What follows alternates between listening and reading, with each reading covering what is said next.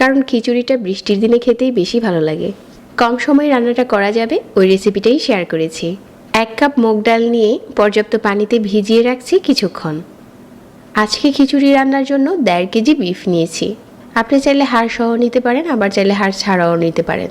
1.5 চা চামচ লাল মরিচের গুঁড়া, 1 চা চামচ হলুদ গুঁড়া, 1.5 চা চামচ ধনিয়ার গুঁড়া, 1 চা চামচ গরম মশলার গুঁড়া আর 1 চা চামচ ভাজা জিরার গুঁড়া, 1 টেবিল চামচ দিয়ে দিচ্ছি আদা বাটা আর 2 টেবিল চামচ রসুন বাটা, 1/2 কাপ সরিষার তেল দিয়ে দিলাম আর 1/2 কাপ পেঁয়াজ কুচি। ভালো করে মাংসটা এখন ম্যারিনেট করে নিচ্ছি।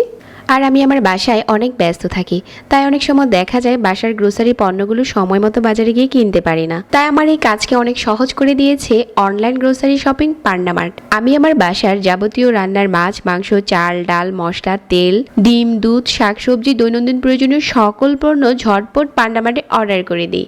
এই ভিডিওর কমেন্টে গিয়ে লিঙ্কে ক্লিক করে অর্ডার করুন আপনার প্রয়োজনীয় সকল পণ্য। ঢাকনা দিয়ে ঢেকে এই পাত্রটাকে চুলাতে বসিয়ে দিলাম। মিডিয়াম আঁচে রান্না করে নিচ্ছি। মাংস থেকে যে পানিটা উঠবে ওটা দিয়েই কষিয়ে নিতে পারেন। আপনি যদি অল্প আঁচে ঢাকনা দিয়ে ঢেকে দেন, মাংস থেকে অনেকটা পানি উঠবে। আর এভাবে করে রান্না করলেই মাংসের টেস্ট বেড়ে যায় অনেক। মাংসটা যখন কষানো হয়ে যাবে, আগে থেকে যে মুগ ডালটা ভিজিয়ে রেখেছিলাম এটা এখন পানি ঝরিয়ে দিয়ে দিচ্ছি। আবারও ঢাকনা দিয়ে ঢেকে খুব ভালো করে ডাল মাংস সিদ্ধ করে নিচ্ছি। আপনি এই রেসিপিতে একবার ভুনা খিচুড়ি রান্না করে দেখতে পারেন। আলাদা করে ডাল সিদ্ধ করার কোনো রকম ঝামেলা নেই, মাংস আর ডাল একসাথে সিদ্ধ হয়ে যাবে। মাংসটাও নরম হয়েছে আর ডালটাও একদম সিদ্ধ হয়ে গেছে। এই পর্যায়ে চুলায় আরও একটি প্যান বসিয়ে এখানে আমি দিয়ে দিচ্ছি 1/2 কাপ রান্নার তেল আর 5 থেকে 6টার মতো এলাচ, 2 টুকরো দারচিনি, একটা তেজপাতা মাঝখান থেকে চিড়ে দিয়েছি। 2-3টার মতো পেঁয়াজ কুচি দিয়ে দিলাম। 1 চা চামচ দিয়ে দিলাম আদা বাটা আর 1/2 চা চামচ রসুন বাটা।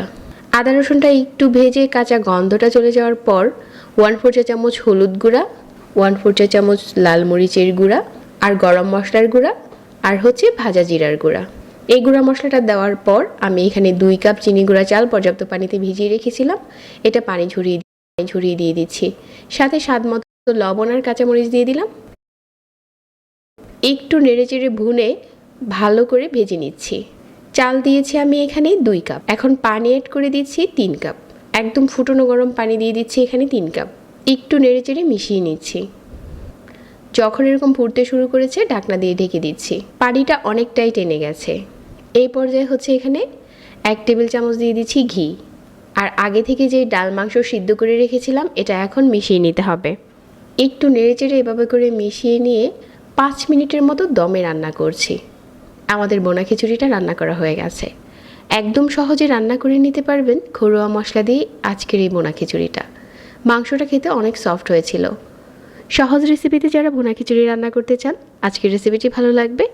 সবাইকে আবারও ধন্যবাদ জানিয়ে আজকে এখানে বিদায় নিচ্ছি।